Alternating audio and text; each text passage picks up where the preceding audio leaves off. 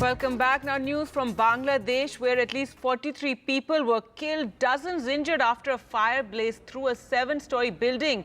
This was in an upscale neighbourhood in capital Dhaka, and this fire broke out late on Thursday.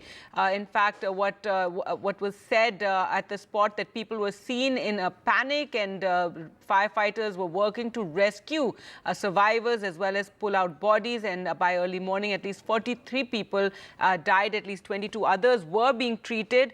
For more on this, let's go across to Zaima Islam, who joins us, a reporter with the Daily Star, who joins us from there. Zaima, if you can tell us the latest. And this fire began in a restaurant? Hi, Gargi. Yes, the fire began in a restaurant, is what the firefighters are saying. But this is a building that had several restaurants. And I just want to point out that these buildings host or house these restaurants without necessarily having the permits needed to do so, the permits needed to have an industrial a kitchen like that.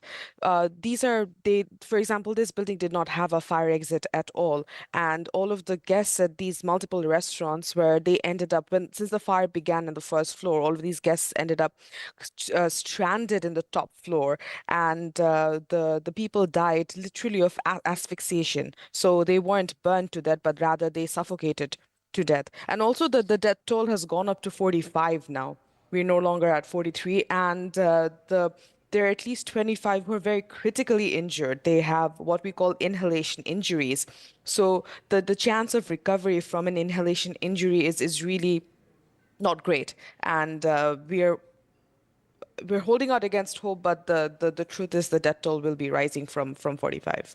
All right, very unfortunate to hear that, Zaima. But yes, some of the descriptions are quite horrific. It must have been for the people trapped there. As you said, many of them had to rush to the top of this seven-story mall. If you could tell us more about that. Also, many people actually had to jump through breaking windows and jumped out.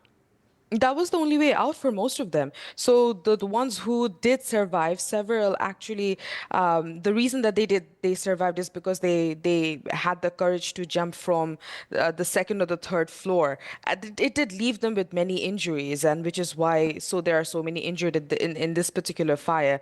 But that was the only way that they could survive. Otherwise, I believe that they would have been among the throngs of death that we are seeing right now.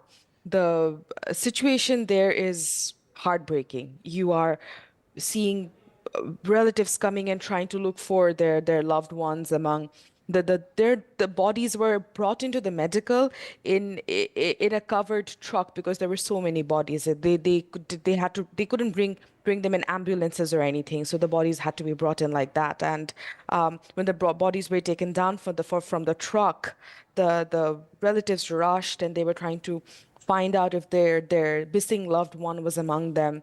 And for those who did find it, it was of course a very, very, very sad discovery.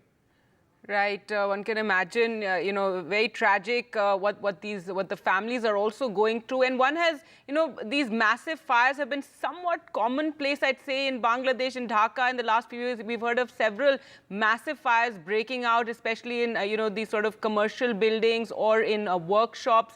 And are you hopeful that, investigation will be done and certain steps taken on safety of buildings? Absolutely not. We have no hope about that at all. We had a massive fire, a factory fire in 2021, where 20 children died. The children were trapped inside the factory. They were child laborers, essentially, and they were trapped inside the factory because the doors of the factory, the gates of the factory were closed. Before that, we had a fire in a commercial building that was that left over 27 dead. And very recently, the person who was the corporate group that owned that building, they were discharged from the legal cases. So we haven't ever seen any investigation see daylight when it comes to these massive fires. We are just living in a city that can literally be incinerated in a moment, and we don't know really whether we could be the one next in line. All right. Well, Zaima Islam, thank you so much for being, so candid and speaking to us on this massive tragedy in Dhaka after this fire broke out in a seven-story mall, and 45 people now. The number of deaths have gone up to 45 people have died.